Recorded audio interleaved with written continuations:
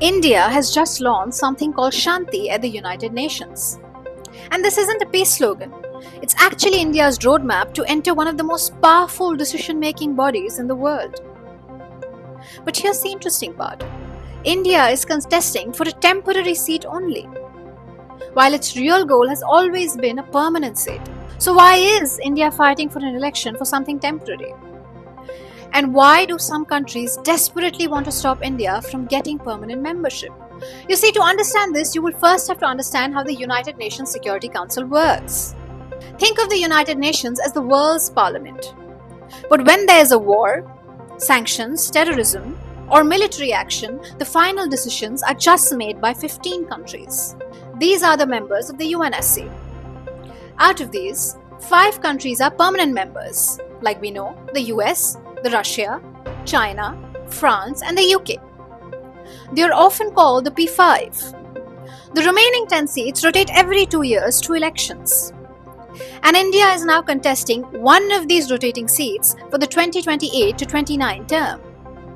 Now coming to the question, why does India care about a temporary seat? Because every appearance on the Security Council gives India something extremely valuable: global influence. Every time India sits at that table, it gets to participate in decisions on wars, peacekeeping missions, terrorism, sanctions, and international security.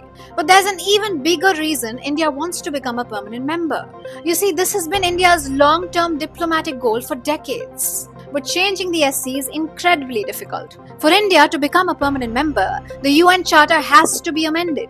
That requires support from 2/3 of the UN members and approval from all 5 permanent members. This is where geopolitics comes in. China has repeatedly slowed down the SC reforms. Pakistan actively campaigns against India's bid. A group called the Uniting for Consensus, sometimes nicknamed the Coffee Club, also opposes adding new permanent members. Instead, they propose creating more temporary seats, which India says doesn't solve the real problem, that is breaking the hegemony of the P5 and becoming a permanent member. This is where Shanti comes in. It is India's campaign theme for the upcoming elections. Shanti stands for securing holistic advancement through norms, trust, and integrity. Instead of just asking countries for votes, India is telling the world, this is the kind of Security Council member we will be. The vision is built around 6 priorities. Number 1, giving a stronger voice to the global south, developing countries that often feel underrepresented. That globally consequential decisions and policies are made through adequate deliberation. For that reason, we have held the Voice of Global South summits to forge common ground on important issues. During its G20 presidency, India also ensured the entry of the African Union into the G20 as a formal member.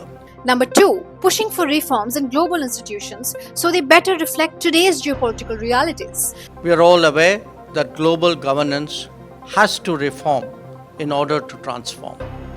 For that to happen, multilateralism must be democratic, representative, and effective. Number 3, making UN peacekeeping missions more effective, using better technology, clearer mandates, and greater participation of women.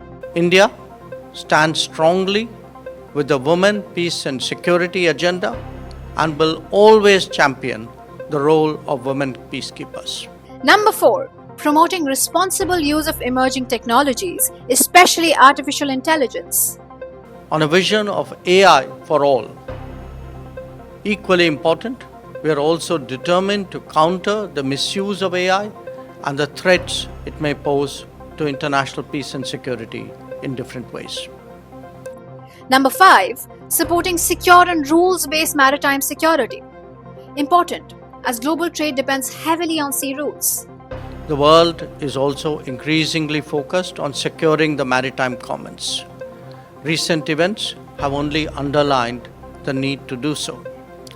The challenge begins with ensuring adherence to relevant international law, specifically the UNCLOS.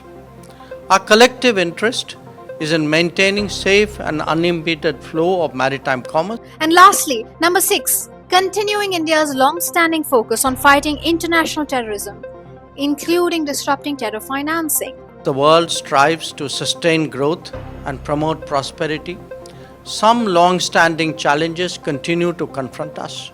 Significant among them is terrorism. For far too long, our efforts have concentrated on countering its symptoms. But that would only give us limited results unless we are focused on constricting its resource base. Our commitment is to concentrate on countering terror financing and encourage objective and evidence-based proposals for listing of terrorist groups. Together, these 6 priorities form India's Shanti agenda. What remains to be seen is if India can actually win the elections.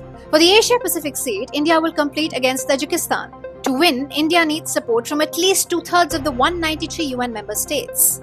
India has performed strongly before. In its previous election, it secured 184 votes, showing broad international backing. However, the stakes are high for the upcoming election. It is expected to be more competitive. This election is about much more than a 2-year seat. Every overwhelming electoral victory strengthens India's argument that the world trusts it with greater responsibility. In other words, the temporary seat is also a stepping stone towards India's much bigger ambition, a permanent seat on the UNSC.